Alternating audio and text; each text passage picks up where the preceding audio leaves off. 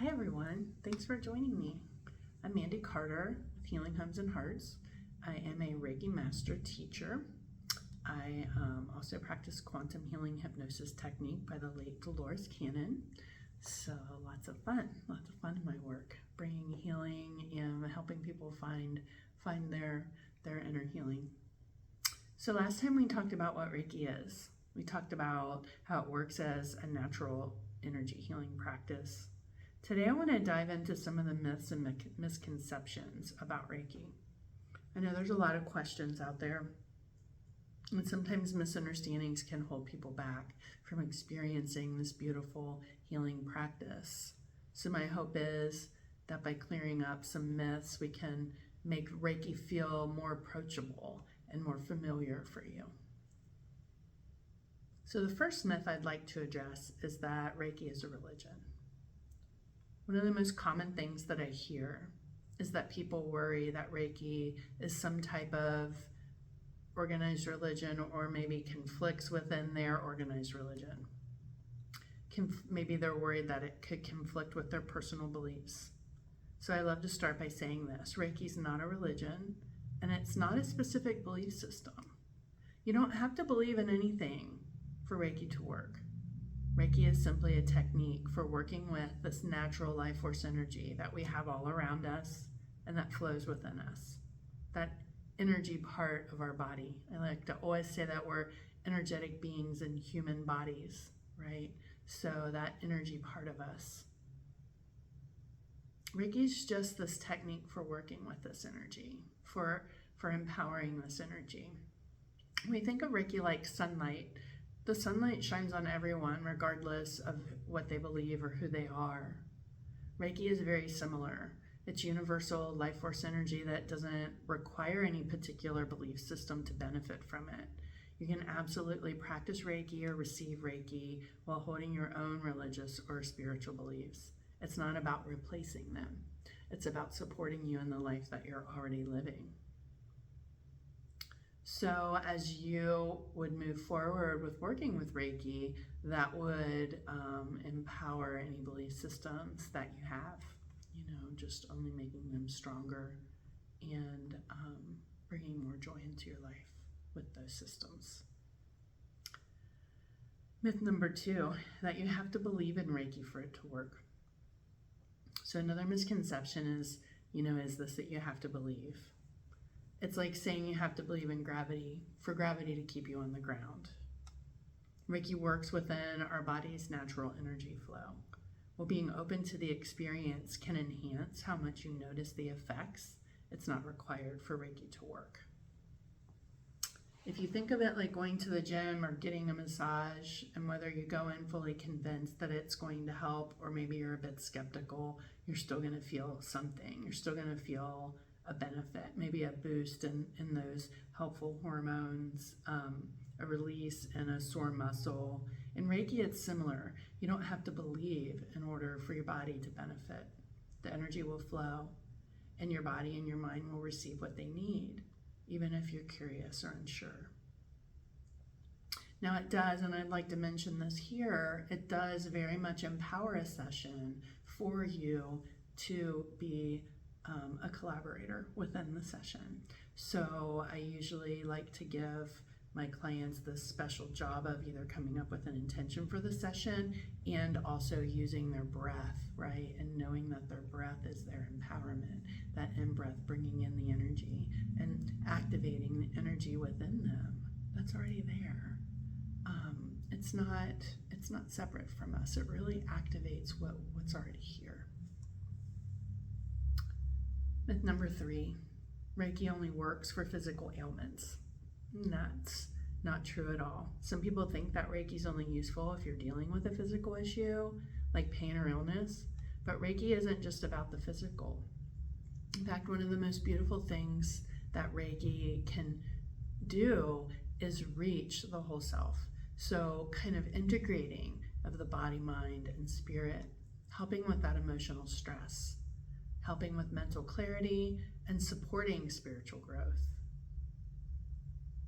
I have worked with people that have come in feeling very stuck, Sometimes they don't even know what it is that they're feeling. It's just this energy that is within their body, and they have found Reiki to release and help move those feelings out, sometimes bringing an awareness about what it is, sometimes just really feeling so much lighter afterwards and having that knowing that it's been released. Another client of mine and I we were able to achieve remission from fibromyalgia. She had suffered for 25 years with pain in her shoulders. And that very first session, there was a massive shift in probably 95%. Like she came off of the table grabbing her shoulders, not knowing like where the pain went. So whether you're feeling stressed, anxious, or out of balance, Reiki can support you in finding peace and relief. It's a tool for whatever your needs are, no matter how big or small. Reiki can be an amazing complementary tool in your wellness toolbox, not replacing modern medical care, but assisting it. So someone going through chemo treatment, having the assistance of Reiki to help their body through all of the things that chemo causes, right? We know that it's needed. They've made that choice. It's a personal choice. And then Reiki can come in and help support that chemo, help to move any of the toxins that are not needed by the body, moving all of that out as quickly as possible and supporting the whole person in that treatment. Myth number 4, Reiki practitioners have special powers. So let's talk about this. There's this misconception that Reiki practitioners have some kind of special power that allows them to heal others. In reality, Reiki practitioners are simply trained to be conduits for this energy. So we work on our own healing so that we can become a bigger and bigger channel for this energy.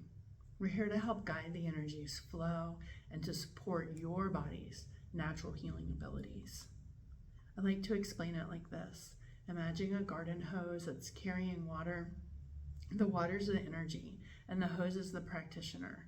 Our job is just to help that energy flow where it's needed, but the energy itself is universal. Anyone can learn Reiki, and anyone can receive it.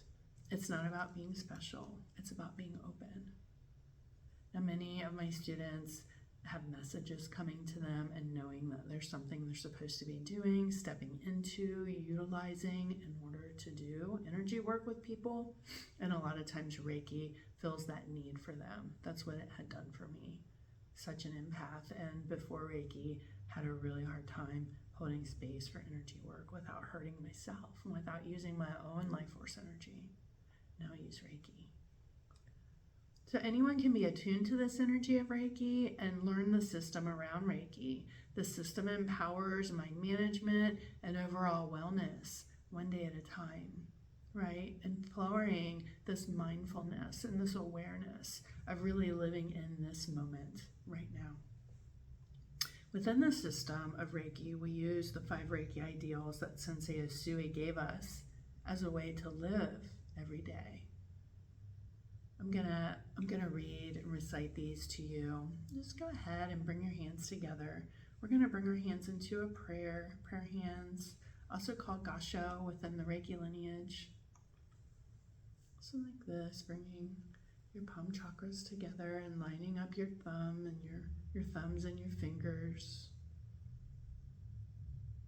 Just go ahead and close your eyes if you're able. Make sure you're safe. And just join me in this recitation. The original Reiki ideals, the secret art of inviting happiness, the miraculous medicine of all disease. Just for today, do not anger. Just for today, do not worry.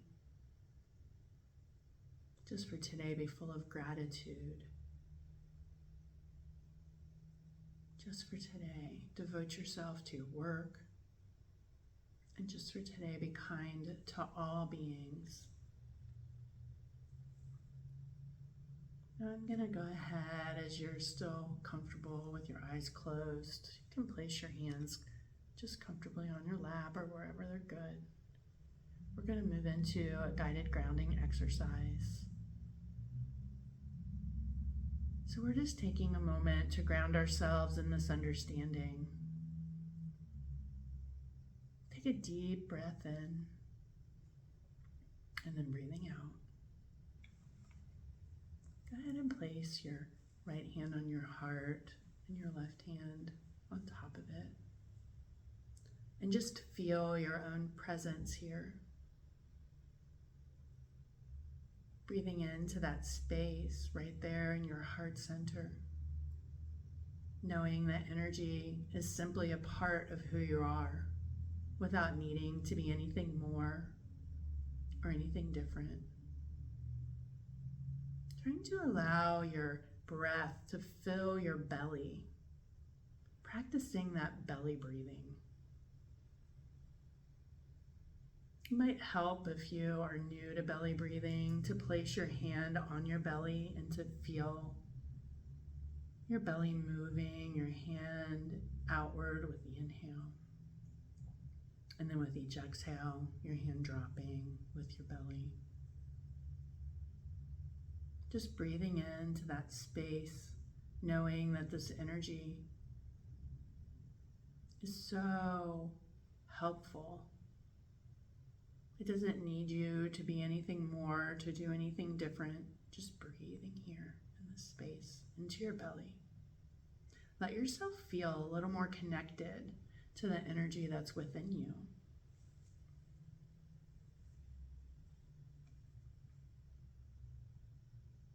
Just practicing if this belly breathing is new, rising and falling with each exhale. Just being here with an open heart is enough.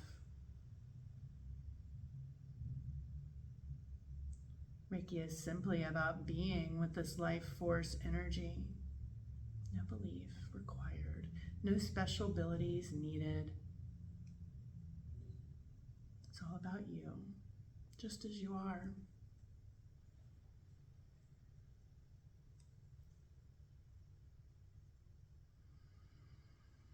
Knowing that this breath is always with you and that you can always connect it inward to it. Feeling that shift and how quickly things can shift for you when you utilize that breath.